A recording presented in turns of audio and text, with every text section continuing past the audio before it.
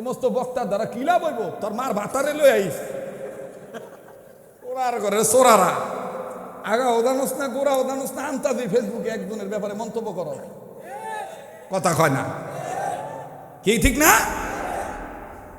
আমার বাইরে আমি আটকা দিয়ে এই যে পোস্টার হয়ে গেছে গা। পরে আমি বললাম কিও ভাই ঘটনা কি? হুজুর ভুল করে এলেছি। পরে আমি এই জিজ্ঞেস করেন আমি একটা সপ্তাহ ধরে করতেছি যে তো ভুল করে ফেলাইছো, পাশে মণিপুর আমি সবসময় যাই, এখানে না গেলে একটা এফেক্ট পড়বে, এই এফেক্টটা যেন না পড়ে, যেভাবে ভালো হয় সেভাবে করবো। তবে বাজান আমারে তুমি যত নামটা দিয়েই ফেলাইছো মাগরিব থেকে আসা পর্যন্ত দাও, নাহলে আসার পরে 1-1.5 ঘন্টা ওয়াজ করে আমি যাইগা, তো মানুষ বুঝবো যে হুজুরে দাওয়াত দিছিল। এখন এরা চিন্তা করলো যে না আমি আগাইলেও জ্বালা, আবার পরে সবার পিছাইলেও জ্বালা। আমি বললাম ঠিক আছে তত জ্বালা লয়ে তোরা থাক, তকদিরের উপর ছাইড়া দিলাম। এন বইয়াও ওই মাহফিলে আইসাও আমি গাড়ি ঢুকাইয়া মাহফিল কমিটির করলাম 2টা মোটরসাইকেল দে, আমি আগে হোতাপাড়ার মাহফিলটা শেষ করে পরে তো কেন আই 12:30 বাজে যাই। আচ্ছা হুজুর ঠিক আছে হুজুর। এখন যেই মোটরসাইকেল রেডি হয়েছে এই বুড়ির এক পোলায়, ওই কোন বুড়ি? ওই যেই বুড়ি ফু দিছে এই বুড়ির এক পোলায় আব্দুল সালাম মুন্সি ফট করে আয়া কইতাছে না হুজুর আপনি যদি আনতো না জান গা অনেক মানুষ কইব আর আইতো না, তো আপনি কদ্দুর কম হইল আর নইওয়াজ করে যান, হ্যাঁ করে কোন আপনি 1টার মধ্যে পৌঁছাইবেন, 10 মিনিট আগে পরে হইতে পারে। তো তাই তো হইছে, তাই হয়েছে না? যাই হোক, নারে তাকবীর বলেন। আর 15-20 মিনিট থাকতে পারবেন? ও হ্যাঁ, তাহলে একটু সামনের বাইরে চুপ থাকেন, পিছনে বাইরে একটু তকবীর দিয়ে জাগ্রত অন্ত কলিজার টুকরা যুবকরা নারে তাকবীর। এবার পিছনে বেড়ে চুপ থাকেন, সামনের বাইরে ও জাগো গণভেসাব আছে, আপনারা সামনে থাকলেও অহনই বাগেন, বারবার উঠছেন না, ওটা উঠি করলে আমার ভাল লাগে না, ঠিক না? শোনেন, বাংলাদেশে আর একটা বক্তা ছিল, উনি মারা গেছে। উনি এইরকম রাত্রে 3টা বাজে মাইক নিলেও পাবলিক থাকতো, সকালবেলা ওয়াজ করলেও মানুষ হইতো।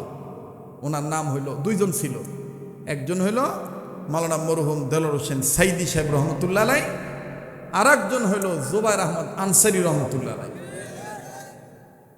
এখন এই একটা পাগল বাচ্চা রয়েছে, কবে যে যাইগা যাইতে তুই বই দোয়া করেন আল্লাহ যেন হায়াত বাড়ায় দেয়, সুস্থ রাখে, এবং আপনাদের এই দিনই খেদমত যেন সুস্থ শরীরে করতে পারি, বলেন আমিন।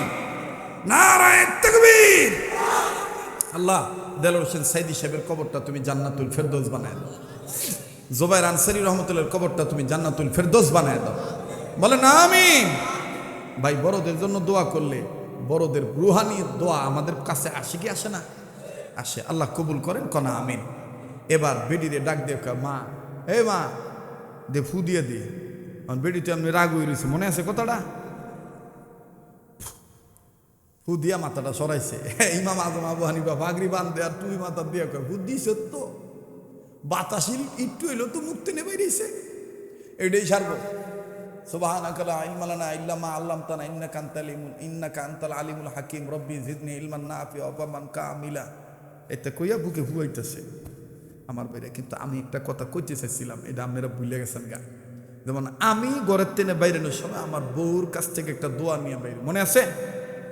বউ যেন থাক, বউরে ডাক দিয়ে কয় এদিকে আসো, এদিকে আসো। বউ আসে, জুতা পরা নিচে দাঁড়াও, দাঁড়াইলে সুন্নত মোতাবেক বুকের ডাইন সাইডে নেই, নিয়ে কবল একটা সুমাই দিই, দিয়ে সামনে দাঁড় করায়, যারা বিয়া করছে আমলটা হিজ্ঞা রাখো, সামনে দাঁড় করায়, বুদুর বুদুর বুদুর বুদুর বুদুর বুদুর করে ফুটফুট ফুটফুট করে 2-3 সেকেন্ড, মানে 4-5-7 সেকেন্ড যাই লাগে লাগুক, লাগার পরে এরপরে বউর কই তুমি দাও। বউ তখন, উনিও তখন আমার এই বাম কাঁধে ডাইন হাত রেখে বুদুর বুদুর বুদুর বুদুর করে। এখন আপনারা আজকে কইবেন, শোনেন এই বুদুর বুদুরটা কি? হাদিসের মধ্যে আছে, আব্দুল্লাহ ইবনে মাসউদ রাদিয়াল্লাহু তাআলা আনহুমা তিনি লেখেন যে কোন স্বামী কোন স্ত্রীকে সফরে বাইরে যাওয়ার সময় যদি এই ফু দিয়ে বাইরে যায়, স্বামী ঘরে ফিরার আগ পর্যন্ত স্ত্রী, সম্পদ, টাকা পয়সা, বাড়ি, নারী, সব আল্লাহ 70,000 ফেরেশতা নাজিল কইরা পাহারাদার বানাইয়া হেফাজতে রাখে। তো কইবেন যে আমনে তাহলে আমনে ভুয়াইলে লাভ কি? আমারে যে ভু দিছে, আমি যতক্ষণ বাড়িতে না যাব ততক্ষণ স্পেশাল ফেরেশতাদের মাধ্যমে আল্লাহ আমারে পাহারা দিয়ে রাখবো, যেন কোনো ধরনের কোনো অ্যাক্সিডেন্ট না হয়, নিরাপদে যেন আবার বাড়িতে যেয়ে পৌঁছাইতে পারি। এই বুদুরটা কি আমনে গহনার দরকার আছে? যাওয়ার সময় কইব যে হুজুর বুদুর এই মনে করে দিও মোনাজাতের আগে ইনশা কি কইব আজকের ডাইলগ, শরীয়তপুরি হুজুর বুদুর না। কোনো কষ্ট হইতেছে রে, মাহফিল বন্ধ করতে করতেছে কেউ? হ্যাঁ, আল্লাহ কবুল করুক, জোরে কোন আমিন। এবার ডাক দিয়ে মা যেমনি ও ফুটো দিস তো, মা কহ না ভাই রে ফারি দিছি দা আলহামদুলিল্লাহ। আমি বাচ্চা থাকতে তোর এই বুড়া বয়সে কি ভালো লাগে, তুই এখন কানের করতে কানের বগলে বয় না আবার ব্যাটকায়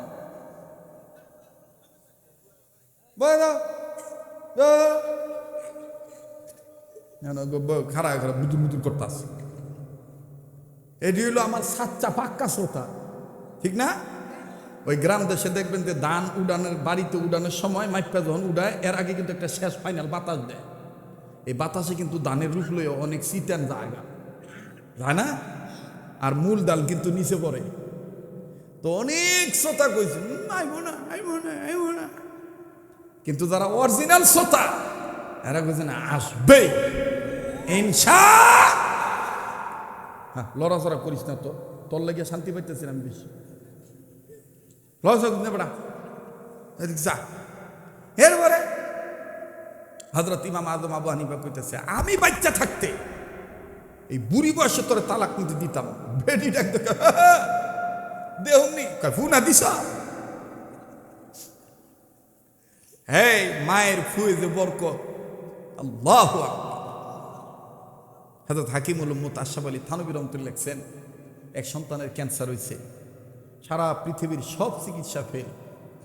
হঠাৎ করে এই সন্তান এক অলির মুখে শুনছে, কোনো ছেলে মেয়ে যদি মা বাবা পা ধোয়া পানি শেষ মুহূর্তে বলতে কি মুমূর্ষ অবস্থায় মা বাপের পা ধোয়া পানি যদি ঔষধ মনে করে সেবন করে, তো আল্লাহ তার মরণ ব্যাধি ক্যান্সার ভালো করে দিবে। এই ছেলে তার মায়ের বাপেরে সুন্দর করে পাও ধোয়াইতো, ধোয়া পরে আবার একটা বড় বল লইতো, লইয়া মারে বাপেরে পাটা রাখাইতো, রাখায় পা ধুইতো, এই পানি পান করতো। হাজার ওই হয়তো থানভী রহমাতুল্লাহ লেখেন যে এতটুকুন বিশ্বাসে আল্লাহ এই মরণ ব্যাধি রোগ থেকে ছেলেটাকে ভালো করে দিছে। আর আজকে আমরা সেই মা বাবার কদর করতে চাই না, কথা কোন ঠিক কিনা? বাজান, দুনিয়ায় যাদের মা নাই তাদের মতন বড় দুঃখী বড় অভাবের কেউ নাই। দুনিয়ায় যাদের বাবা নাই তাদের মতন বড় অভাবী আর কেউ নাই। আমি প্রায় বয়ানে বলিয়া থাকি, বয়ানটা যেই বয়ান 1000 বার শুনলেও তৃপ্তি মিটে না। আজও আমি 1 মিনিটে 2 মিনিটে শুধু টাচ দিয়া যাই। আজকে দাঁত আছে তাই দাঁতের মর্ম বোঝেন না, মা বাপ বেঁচে আছে তাই মা বাবার কদর বোঝেন না। এই মা বাপ যেদিন মারা যাবে ওই দিন বুঝবেন কত বড় নিয়ামত হারাইলেন। বাজানো আমি 1 মিনিট 1.5 মিনিটে বলে দেই, আমার নিজের একটা প্রতিষ্ঠান আছে, দ্বীনি প্রতিষ্ঠান। এখানে অনেকে আছেন যারা আমার মাদ্রাসায় গিয়েছিলেন। এই মাদ্রাসায় একবার আসর নামাজ পড়ে বারান্দায় দাঁড়াইয়া বাচ্চাদের খেলাধুলার দৃশ্য দেখতেছি, খুব ভালো লাগতেছে, ছাত্রদের খেলা করার দৃশ্য। হঠাৎ করে মেন গেটের দিকে নজর দিলাম, মেন রোডে নজর দিয়ে দেখতে পাইলাম গেটের কাছে একজন বাবা হাতে কয়েকটা ব্যাগ নিয়ে দাঁড়ায় আছে। ব্যাগের মধ্যে আপেল, কমলা, চানাচুর, বিস্কিট, এরপরে আমার বন্ধুগণ গামছা, লুঙ্গিও দেখা যায়। বুঝতে বাকি রইল না যে এটা একটা গার্ডিয়ান, এইটা একটা ছাত্রের বাবা। এ বন্ধু, কিন্তু কোন ছাত্রের বাবা জানা নাই। হঠাৎ করে বাবাজি বাপটাকে নজর করে দেখতে পাইলাম, যারা খেলে না তাদেরকে বারবার ডাক দিয়া কয়, অমুকরে কও তোমার আব্বু আইছে, তোমার আব্বু আইছে। আল্লাহর কি মেহেরবানি, বাবা দেখার আগে ছেলের নজরে বাপ পড়িয়া গেছে। 5-7 জন ছাত্রের মধ্যেইতে একজন ছাত্র নজর করে দেখতে পাইলাম, গায়ে আমার বন্ধুগণ হাফাতা গেঞ্জি পরা। এই হাফাতা গেঞ্জি লইয়া খেলতেছিল, টুপিটা বাঁকা হইয়াছিল। আমার ভাইরা দৌড়াইছে বেশি, ঘামাইছে বেশি, গামের পানিতে গেঞ্জি ভিজিয়ে গেছে, বিভিন্ন জায়গায় ধুলাবালি ময়লা লাগিয়া রইছে। আমার বন্ধুগণ এই ছেলেটা যখন দেখছে তার বাবা আইছে, বাবাজি ছেলেটার কাল ক্ষেপণ করেন নাই, হঠাৎ করে দৌড়ানো ব্রেক করে দিয়া ধুলাবালি ঝাড়ে, ঘামের পানি মুছে। ছেলেরা হামসবক সাথী সহপাঠীরা ডাক দিয়ে কয়, ভাইয়া তুমি কি আর খেলবা না, ঘটনা কি? ছেলেটা ডাক দিয়ে কয়, আমার খানার টাকা শেষ হয়ে গেছে, আমার মাসিক বেতন আইসা পড়ছে, আমার আব্বা গাড়ি চালায়, অনেক দিন আসতে পারেন, ওই যে আমার আব্বা বাইরে দাঁড়ায় আছে, আমি আর আজকে খেলবো না, আমি আমার আব্বার কাছে যাই। আওয়াজটা বাজান কলিজায় লাগতেছিল, খুব বড় চমৎকার লাগতেছিল তার এই ভাষার ভাবভঙ্গিমা। ছেলেটা ময়লা কাপড় নিয়া ঘামযুক্ত পানি লইয়া হন হন করে যখন বাবার পানে ছুটে চলল, বাবার একটা দৃশ্য আমার হৃদয়টা এত কেড়েই নিল। বাবাটা ছেলেটার দিকে তাকানো মাত্রই 2টা হাত বাড়ায় দিল, আয় বাবা আয়, তুই আমার বুকে আয়।